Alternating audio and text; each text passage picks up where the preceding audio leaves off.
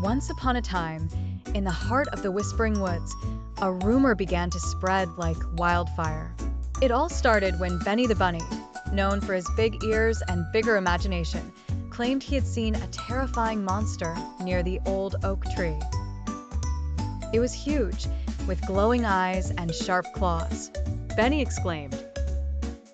The news of the monster spread quickly through the forest.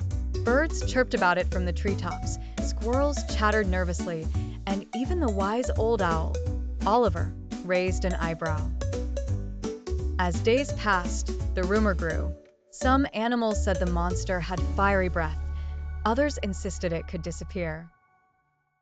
The entire forest was buzzing with fear. Animals changed their routines. Deer stopped grazing near the old oak tree, foxes avoided their hunting grounds, and hedgehogs rolled up at the slightest sound.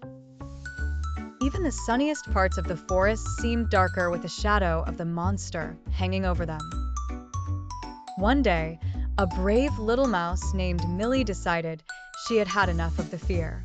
Millie, small but with a big heart, gathered her friends, a clever raccoon named Ricky and a cheerful bluebird named Bella, to discuss the situation. "We need to find out the truth about this monster," Millie said.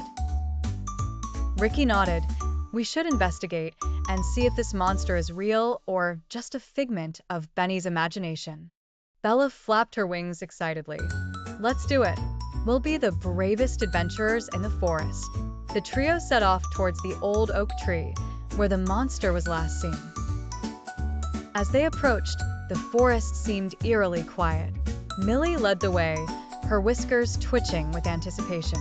When they reached the tree, they found nothing but a gentle breeze rustling the leaves. No monster, no glowing eyes, just the peaceful sounds of the forest. "Maybe it's hiding," Ricky suggested. "Or maybe it never existed," Millie replied thoughtfully. "Let's look for clues."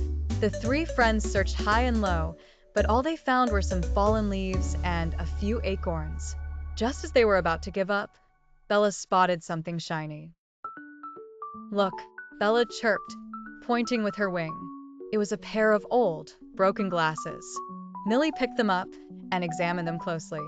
"These must belong to someone," she said. Just then, Oliver the owl swooped down. I see you've found my old spectacles," he hooted, amused. Millie, Ricky, and Bella exchanged glances. "Oliver, do you know anything about the monster?" Millie asked.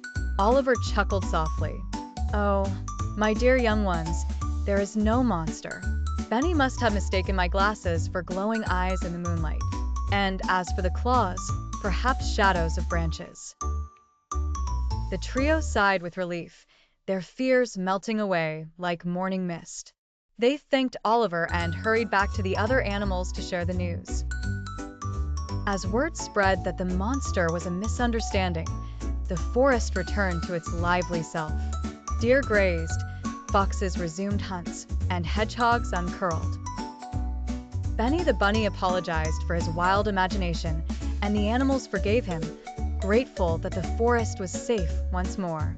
From that day on, the animals of Whispering Woods learned an important lesson. Sometimes, the scariest monsters are the ones we create in our minds. With a little courage and curiosity, they can be banished for good. And so, the forest thrived, filled with laughter and friendship, and the tale of the monster that didn't exist became just another story to share around the campfire. The end.